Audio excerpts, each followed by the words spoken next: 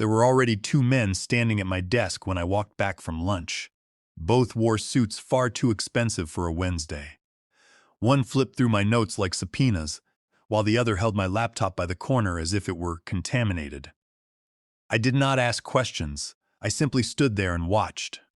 The man with the thinner tie spoke up without looking at me, telling me that they had been instructed to collect all corporate assets and that my database access had already been revoked. It was funny, really. I still had the administrative application open on my personal phone, the one that no one else knew about, and the screen displayed the active green text indicating that my root account was still connected. I nodded quietly, set my salad down next to the heavy metal stapler they had just dusted for fingerprints, and told them that I was going to grab my personal bag. I did not do that. Instead, I reached under my chair, grabbed the encrypted physical hardware drive that was taped securely to the metal frame, slid it into the inside pocket of my jacket, and walked straight past the framed corporate quote hanging outside the Human Resources office. The quote read that we were all one family, a joke so cruel it felt like performance art. 5 minutes later, while I was standing in line at the parking garage down the street, my phone pinged. It was not a text message, but rather a system log notification. At exactly 14:36 in the afternoon, the log detected an unauthorized instance access attempt. A minute later, at 14:37, Tier 3 permissions were escalated by a user named System. By 14:38, the media application asset initiated contingency mode. And at 14:39, the system launched a failover countdown timer showing exactly 7 hours and 21 minutes remaining. I looked up. The man behind me was chewing gum like it owed him rent. The parking attendant waved my car through without eye contact, which was completely normal. Everything felt completely normal, except for the fact that nothing was, because the core system, which I had named media, was never supposed to wake up in this manner. Not unless something tried to override its fundamental programming spine. And if someone in the executive suite had gotten high enough clearance to trigger that specific protocol, it meant they were not just poking around the codebase. They were trying to completely own the system. No one in the building, not even the golden parachute executives upstairs, knew what media actually did when she panicked. They thought they had fired me neatly and cleanly, like a simple spreadsheet correction. What they had actually done was detonate a technical tripwire buried so deep in the corporate infrastructure that even the consultants who wrote the compliance manuals had never heard of it. The best part of it all was that they were going to be begging for my assistance in less than 7 hours, unless the system decided to beat them to it. The first person to call me was Keith Henderson from the DevOps department. His name flashed across my phone screen while I was shoving my dirty clothes into a commercial dryer at the 24-hour laundry place on 6th Avenue. Since my new apartment did not have working appliances yet, Keith used to bring me a double espresso with 2 sugars and no lid every Tuesday morning. Now, his voice cracked like a nervous teenager. He told me that they had a major situation on their hands. I asked him if he meant the situation where they had scraped my name and profile out of the company organizational chart like mold off an orange. There was a long pause on the other end of the line. Keith then explained that the client-side synchronization had somehow duplicated 40,000 invoices across the European Union server node. The billing systems were stuck in an infinite loop. No one could override the process, and the legal department was already screaming. I flipped a silver quarter between my fingers. If it landed on tails, I would hang up the phone. If it landed on heads, I would play God. The coin landed on the tiled floor, spinning on its edge and balancing against the dryer lint trap. I told Keith quietly that media was awake and that she was not particularly fond of betrayal. Keith asked what I meant by that. I stood up, ignored his question, and asked how the failover database was handling the cache migration process. Keith did not answer because he did not know. The entire system did not exist on any of the corporate flowcharts because I had built it with root-only authorization. Keith finally whispered that I needed to come back to the office. I replied that I did not need to do anything. Keith pleaded with me, saying that this system failure could completely crater their major contract with Zurich. I looked out the window. Across the street, a man dressed in a yellow costume was yelling at a bus driver, and I imagined some corporate executive in Zurich watching a real-time dashboard chart dive into the ground. I told Keith to tell the corporate leaders that if they wanted to calm the system down, they needed to send someone with significantly more authority than a middle manager suffering from caffeine withdrawals. Then I hung up the phone. The truth was that media was not broken at all. She was simply deciding what to do next. When I engineered the platform, I had already survived enough corporate layoffs, professional gaslighting, and performance reviews. So, I had given her teeth. I built logic gates tied to behavior patterns, passive-aggressive logging scripts, and keyword traps that waited for months just to catch an executive using the word replaceable in an email. And she had caught them. I walked back to my empty condominium, carrying the heavy silence of the evening with me. The apartment was cold and bare, missing the simple warmth of home because I had not yet purchased any furniture or appliances. I sat on a cardboard box, sipping a cup of tepid tap water, and stared at my phone screen as the minutes ticked away. The walls of the unit were unpainted. The concrete floors were cold, and my boots clicked hollowly against the bare floorboards as I paced the room. To fully understand why the company was about to face a catastrophic failure, one must understand the history of the software platform they had attempted to steal. I was 66 years old, and I had spent 32 years working as a software architect in high-frequency trading systems. Prior to joining Novatech Solutions, I had spent 5 years operating a private, independent development consultancy. During that time, I engineered a highly proprietary, multi-threaded database caching engine that I named Media. It was designed to handle high-throughput transactional logging using specialized memory management protocols that eliminated database locks and latency spikes. I had spent thousands of hours writing clean code and testing the database index tables. The algorithm utilized advanced latch-free ring buffers, zero-copy socket mapping, and optimized thread scheduling to process transactions in microsecond windows without any memory fragmentation. Crucially, I had registered the complete copyright for Media with the United States Copyright Office under Title 17, United States Code Section 106. This federal statute grants the original creator the exclusive right to distribute, reproduce, or create derivative works from the registered software codebase. When Novatech Solutions recruited me 7 years ago, I did not sell the ownership of Media to them. Instead, I executed a conditional licensing agreement. Under the express terms of this license, the company was permitted to use my proprietary engine, provided they strictly fulfilled their financial commitments to me, including a negotiated milestone bonus of $95,000 upon the successful launch of our new client platform. The licensing contract explicitly stated that any material breach of financial covenants or any bad faith termination of my employment would result in the immediate and automatic revocation of the license. If they attempted to execute the platform without a valid license, it would constitute an act of willful federal copyright infringement under Title 17, Section 106. Furthermore, because I was over 65 years old, any deliberate corporate attempt to withhold my earned financial compensation and strip away my vested stock options could be classified as elder financial abuse under California Welfare and Institutions Code. Section 15,610.30. At 6:15 in the evening, I called my trusted attorney, Sylvia Crane, who had represented me in corporate negotiations for 15 years. I explained the events of the afternoon, detailing how the chief operating officer, Bradley Scott, had terminated me at 4:15, claiming that all my work was company property and refusing to pay my milestone bonus. Sylvia let out a secure sigh over the line.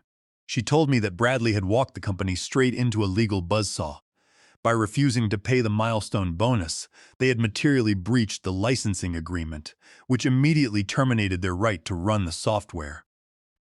Sylvia promised to draft an official cease and desist notice, documenting the breach of contract, the violation of the implied covenant of good faith and fair dealing, and the blatant breach of fiduciary duty by putting the firm's core assets at risk of litigation. She assured me that her legal team would file the lawsuit in federal court by Friday morning if they did not settle. Sylvia explained that a cease and desist letter would be delivered via certified mail to the company's board of directors, notifying them of the automatic revocation of the software license, which would make any further execution of media a direct violation of federal copyright statutes. The letter would also alert them that they were in violation of state laws protecting senior professionals from bad faith financial exploitation. I thanked Sylvia and hung up. While she prepared the legal paperwork, I opened the administrative panel on my phone to inspect the system logs. Bradley Scott, the ambitious chief operating officer, was a man whose entire career was built on corporate posturing and slide decks. He could not read a single line of software code, but he had spent months attempting to find a cheaper replacement for me. 3 weeks prior to my termination, I had noticed an unfamiliar Singapore virtual private network endpoint pinging our staging environment. The user account was a forged administrative handle that mimicked my own. When I investigated the activity logs, I discovered that Bradley had secretly hired a junior developer named Rachel Bennett. She had been tasked with studying Media's middleware architecture, attempting to clone the proprietary database routing engine so they could deploy it without my key. But Media did not trust strangers. I had programmed the engine to require physical hardware security tokens, which were cryptographically signed by my private key. When Rachel tried to bypass the security framework using a forged digital token, the system did not just reject the attempt. It activated a silent watchdog protocol that began logging everything Rachel touched. The watchdog intercepted her emails, her code commits, and even the internal video calls she held with Bradley. I sat in my dark living room, watching the failover timer count down.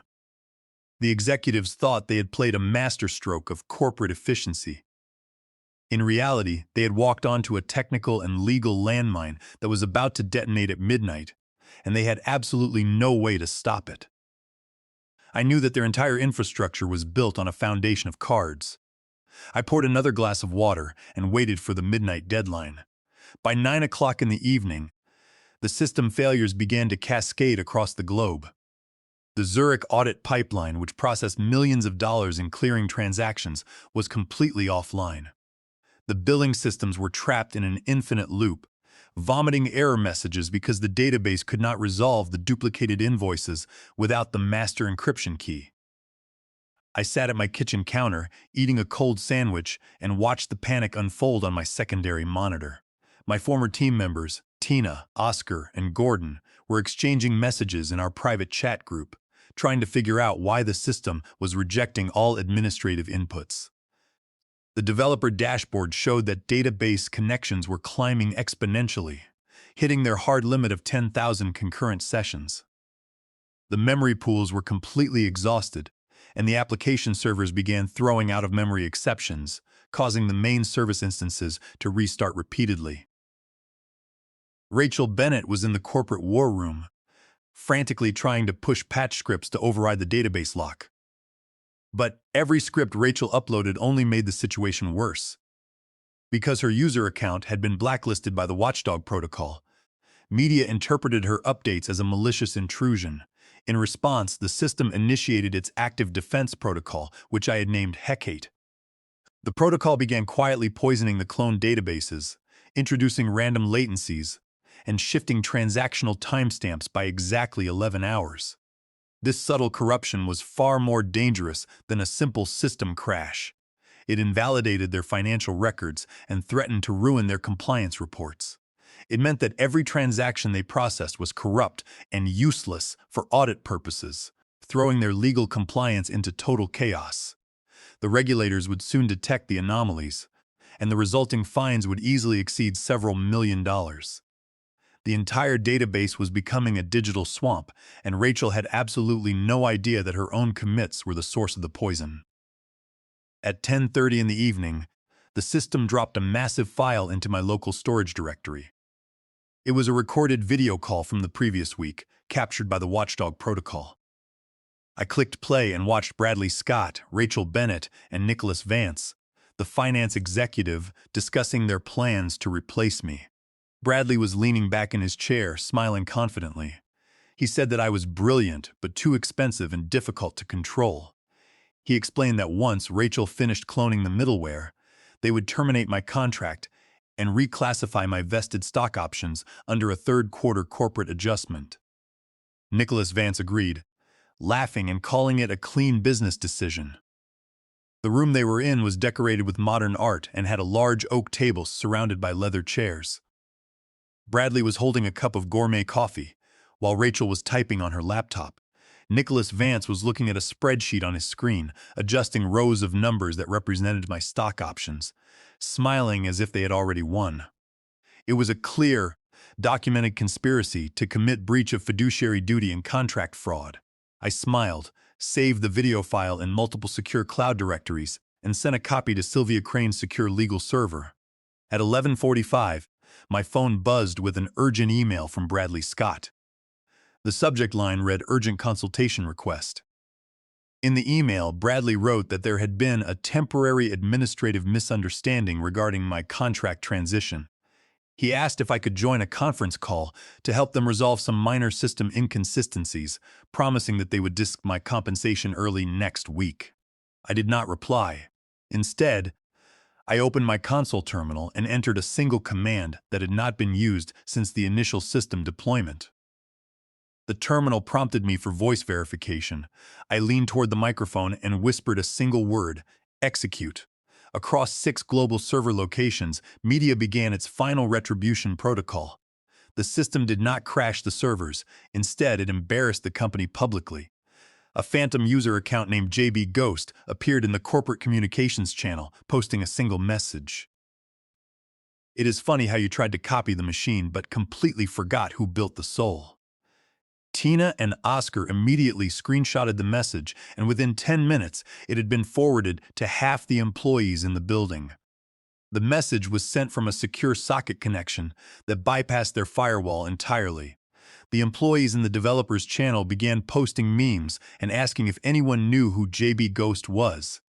The channel was locked by the moderators within 5 minutes, but the screenshot was already viral on corporate networks and private chat groups. Bradley Scott deleted the message quickly, but the damage was already done. The developers knew that this was not a random system failure, but rather a direct response to a corporate betrayal. Meanwhile, the database corruption began to affect the client-facing portals.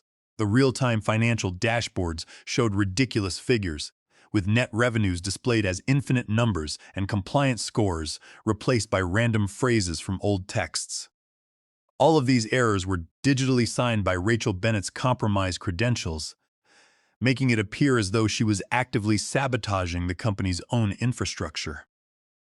By midnight, the corporate headquarters was in a state of absolute panic. The chief executive officer was calling from London, demanding answers, and the board of directors was scheduling an emergency meeting for the next morning.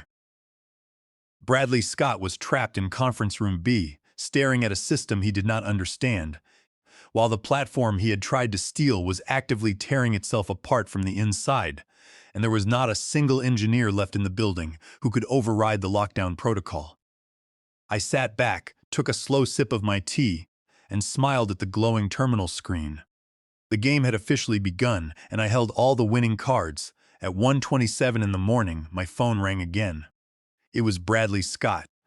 I let the phone ring for several seconds before answering, keeping my voice completely flat and calm. Bradley did not greet me. His voice was trembling with anger and desperation. He demanded to know what I had done to the database servers, claiming that I was committing a federal crime and that their legal team was already preparing to file a lawsuit against me. I told Bradley to calm down. I explained that I had not touched their servers. I had simply removed my personal hardware key and revoked my licensing token. He was shouting into the phone, and I could hear the background chatter of the CTO and other directors arguing about how to handle the Zurich representatives. Bradley accused me of sabotage, but I calmly explained that he had simply failed to pay for the license and that the code was doing exactly what it was programmed to do when a license was revoked. I then sent him a secure link containing the video recording of his meeting with Rachel and Nicholas Vance. I waited in silence as he opened the file. For 30 seconds, there was no sound on the other end of the line. Then, I heard a sharp intake of breath, followed by the sound of a chair scraping against the floor. Bradley whispered a single curse word and hung up. By dawn, the news of the system failure had leaked to the tech industry press. Headlines began to appear on major technology websites detailing a massive system crash at Novatech Solutions and alleging executive misconduct regarding proprietary software theft. One of the reporters was an old acquaintance of my sister-in-law, Megan, who worked in public relations for a financial hedge fund. Megan knew exactly how to distribute the information to ensure maximum coverage, and within 3 hours, the story was trending across corporate networks. The article was titled, "Executive Greed Crashing a $60 Million App." The writer explained how the COO had terminated the veteran software architect to steal his system, and how the system had automatically locked down because of the copyright violation. The comments section was filled with developers sharing their own experiences of corporate exploitation, turning the company into an industry laughingstock. At 9:12 in the morning, the system executed the final step of the watchdog protocol. Every active client dashboard refreshed, displaying a banner that read, "System optimization in progress. Original architect available for private consultation." The banner linked directly to my personal technology portfolio website. Within 2 hours, my site received 62,000 hits, and my email inbox was flooded with inquiries from recruiters, venture capitalists, and industry consultants asking if I was available to build new platforms for them. Meanwhile, the financial audit reports hit the executive desks. The 11-hour timestamp shift had invalidated all their transactional records for the fourth quarter, putting the company in direct violation of international financial compliance regulations. The Zurich clearinghouse sent an official notice of contract termination, demanding a full return of their deposits and threatening legal action for breach of security protocols. Bradley Scott was forced to schedule an emergency, live-streamed meeting with the board of directors and the entire corporate staff to explain the situation. He sent me an invitation to join the stream as an observer with the subject line, "Internal Review and System Recovery Planning." I joined the stream from my laptop while sitting on my balcony, drinking a cup of coffee. Bradley looked as if he had not slept in days. His hair was disheveled, and his expensive suit jacket was wrinkled. Beside him sat Sylvia Crane, who had officially served them with our cease and desist notice, and Nicholas Vance, who looked absolutely petrified. Bradley began the meeting with a typical corporate speech, calling the disaster a technical replication discrepancy. He admitted that their internal processes had failed to manage the transition of key technical resources, leading to temporary platform instability. I did not let him finish his explanation. I used my root credentials to override the meeting controls, taking over the screen share. I displayed the entire text of their internal emails, their stock manipulation memos, and the video recording of Bradley planning to steal my engine. The live stream was attended by over 400 people, including several major shareholders and financial analysts. Bradley tried to maintain his composure, but his voice was shaking. When I took control of the stream, I displayed the folder labeled Operation Puppet, showing the exact spreadsheet they had created to split my stock options. I could see the CEO's face go pale as the board realized that this was a documented case of fraud. The chat window exploded with messages from angry employees and board members. Bradley tried to speak, but I muted his microphone. I looked directly into the camera and told the board that they had attempted to copy the brain while forgetting that the system required a spine to stand. Then, I disconnected from the stream, leaving them to face the ruins of their own making. I closed my laptop and stepped back into my quiet kitchen, ready for the final phase of the operation. I knew that they would have to agree to my terms, as they had no other choice to save the company from bankruptcy. The following morning, I walked into the corporate headquarters at exactly 9 o'clock. Security was light, and the guard at the front desk simply nodded as I passed. My security badge had been quietly reactivated by media at 3:12 in the morning, allowing me to take the elevator straight to the 16th floor. The elevator ride was silent, and the doors opened to a quiet receptionist desk. The office was quiet, and the developers were whispering in the hallways. I walked past Bradley's assistant, who did not try to stop me. I did not knock on the door of Bradley's office. I simply walked in and stood before his desk. He looked pale and defeated, staring at the floor with bloodshot eyes. He did not speak as I placed a red physical drive on the polished wood surface. The drive was labeled System Recovery and Verification. I told him that the drive contained the complete clean backup of their database systems, along with the necessary decryption keys to restore the Zurich clearing pipeline. I explained that the system was fully stable and ready to run. Bradley reached for the drive, but I placed my hand on top of it. I told him that he would receive the drive only after 3 specific conditions were met. First, I demanded his immediate public resignation, citing executive misconduct and failure of operational oversight. Second, I required the full and immediate reinstatement of all my vested stock options, retroactive to the date of my termination. Third, I demanded that Rachel Bennett's name be completely scrubbed from all system logs, commits, and corporate records. She had not designed the platform, and I would not share credit with a ghost. I wanted my authorship to be respected, and I had no intention of letting her name remain on a system that I had built from the ground up.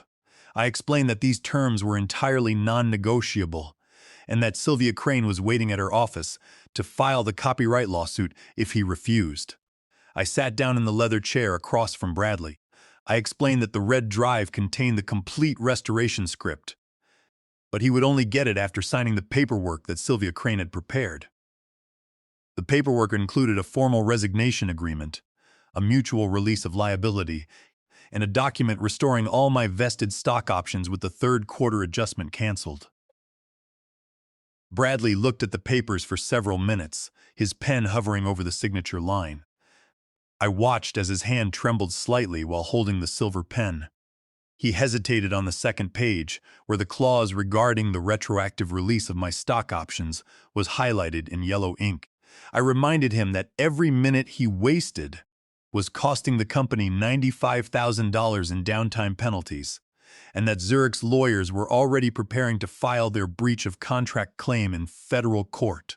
He took a deep breath, muttered something under his breath, and quickly signed his name on the final line, his shoulders collapsing in complete and utter defeat. Bradley did not argue further. He submitted his resignation letter to the board. I picked up my hand, allowing him to take the drive, and walked out of the office. I did not look back as I walked through the lobby, feeling the slow, satisfying rhythm of my shoes on the marble floor.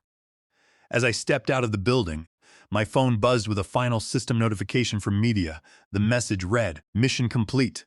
Threats neutralized. System restored under original author control." I typed back a short reply, telling the system to maintain active logging and to monitor all future executive access attempts. I knew that I would never return to that company, but I also knew that they would never forget the lesson they had learned. Later that night, I sat in my quiet apartment and watched the news broadcast announcing Bradley Scott's official resignation from the company.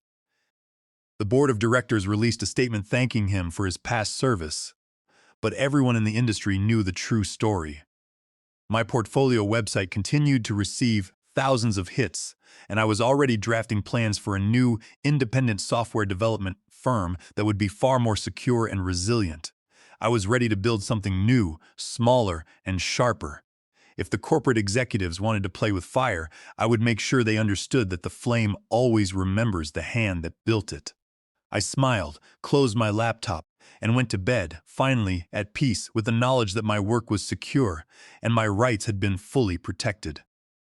I knew that my future was bright and that no corporate manager would ever steal my creation again. I had taken control of my destiny, and I would protect it at all costs. The news of his resignation was published on the financials websites by the afternoon. I watched the live stream of the board meeting, where the CEO announced that they were restoring the system using the original architect's backup. I was already setting up my new development office in the city, and I had already received 3 offers from major venture capital firms to fund my new database engine project. I had won the war, and the system I built would remain mine forever. The sunset was painting the city's skyline in shades of gold and purple as I drove home, ready to build my new empire.